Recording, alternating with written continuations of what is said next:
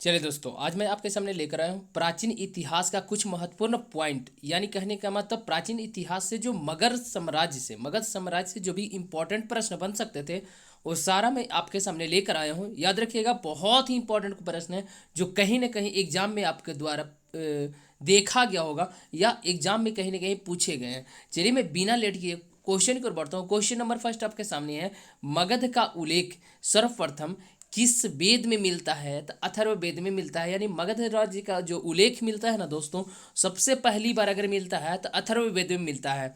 मगध के सबसे प्राचीन वंश कौन सा था? तो बृहद्रथ बोला जाता है। याद रखिएगा, मगध की राजधानी कहाँ थी? गिरिब्रज, जिसी को आज भी हम लोग क्या बोलते हैं, यानी राजगृह के नाम से भी जानते हैं। सिकंदर के समय मगध का समकालीन शासक कौन था? तो घनानंद था। याद रखिएगा, धनानंद लिखा, घनानंद था। यही घनानंद के बाद मौर्य साम्राज्य की स्थापना होती है, क्योंकि घनानंद नंदवंश के अंतिम शासक होते हैं। याद रखिएगा, चंद्रगुप्त मौर्य ने घनानंद को पराजित करता है, अपने मौर्य वंश की नींव रखता है। याद रखिएगा।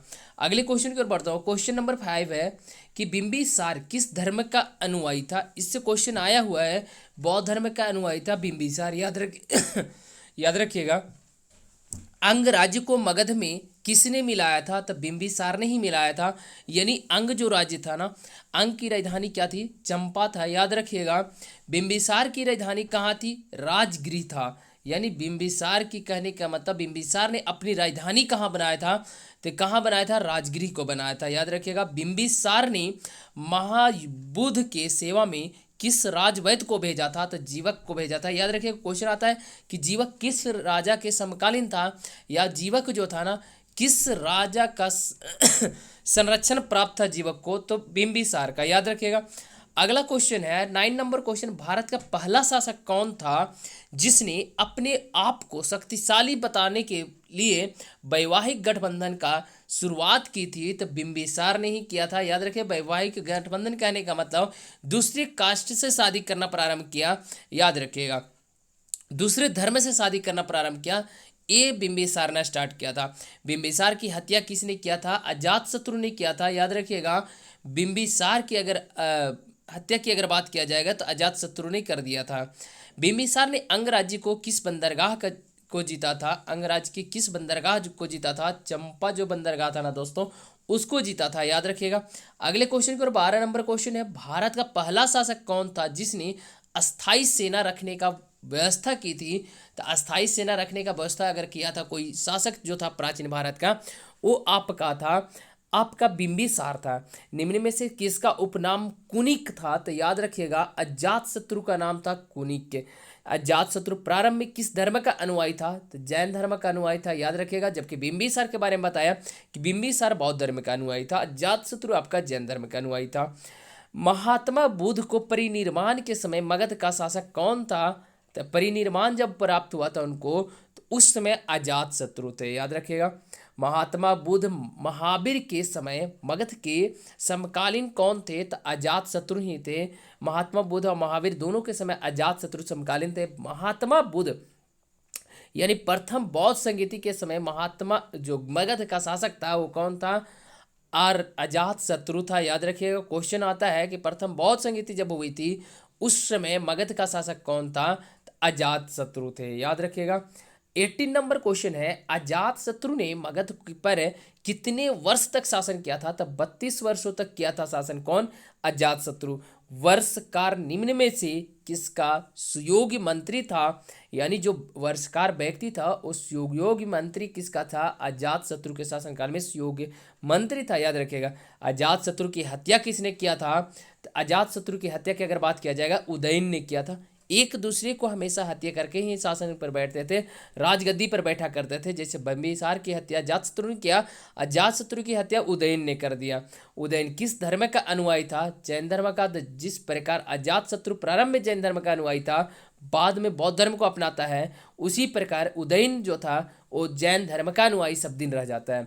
पाटलिपुत्र को अपना राजधानी किसने बनाया था? तो उदयन ने ही बनाया था। याद रखिएगा, बहुत ही इंपॉर्टेंट क्वेश्चन है। पाटली ग्राम लिखा है। याद रखिएगा। हर्यक वंश का अंतिम शासक कौन था? अंतिम राजा कौन था? तो हर्यक वंश का अंतिम राजा की अगर बात किया जाएगा तो नागदशक हुआ था। याद रखिएगा। शिशुनाग वंश की स्थापना किसने किया था? तो शिशुनाग ने किया था, याद रखिएगा। अगला क्वेश्चन है 25 नंबर, शिशुनाग ने मगध की राजधानी कहाँ बनाई थी? तो वैशाली को बनाया था। यानी कहने का मतलब प्रथम जो मगध साम्राज्य का प्रथम जो वंश हुआ हर्यक था, दूसरा जो वंश हुआ वो आपका था शिशुनाग वंश, याद रखिएगा। शिशुनाग वंश का या शिशुनाग का उत्तराधिकारी कौन हुआ? कालाशोक हुआ था, याद रखिएगा। अगला, इसको काकवर्ण भी बोला जाता है। मगध की राजधानी वैशाली से हटाकर पुनः पाटलिपुत्र किसने बना दिया? कालाशोक ने बनाया। अब पाटलिपुत्र को राजधानी किसने बनाया था? उदयन ने बनाए थे, याद रखिएगा। सारे कुछ क्वेश्चन सब इंपॉर्टेंट है। शिशुनाग ने अपनी राजधानी कहाँ बनाई थी? तो वैशाली को बनाया था, याद रखिएगा।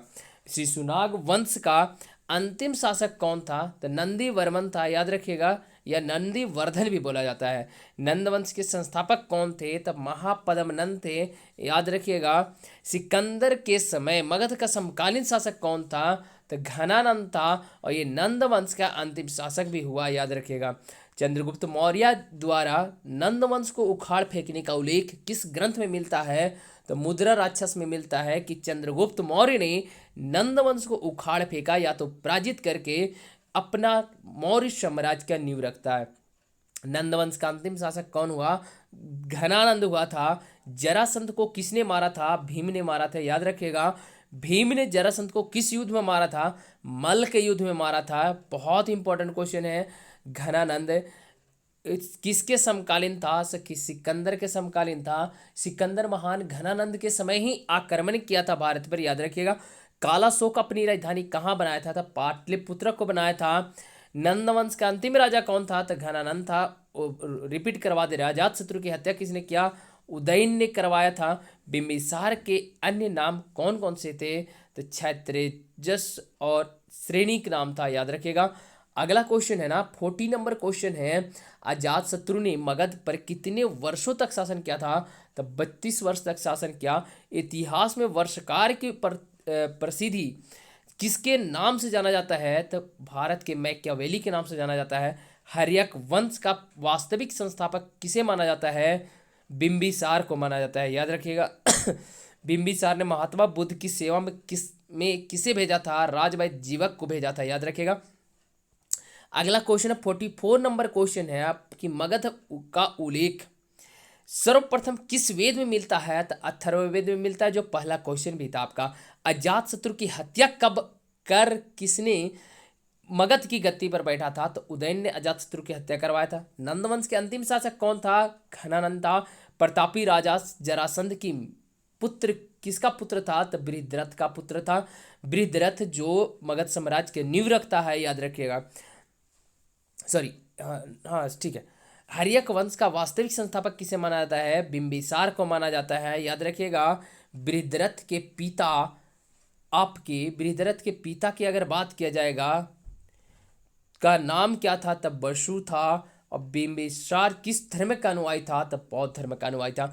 अगर क्वेश्चन सीरीज अच्छा लगे तो चैनल को सब्सक्राइब कीजिएगा, लाइक कीजिएगा और शेयर करना मत भूलिएगा दोस्तों।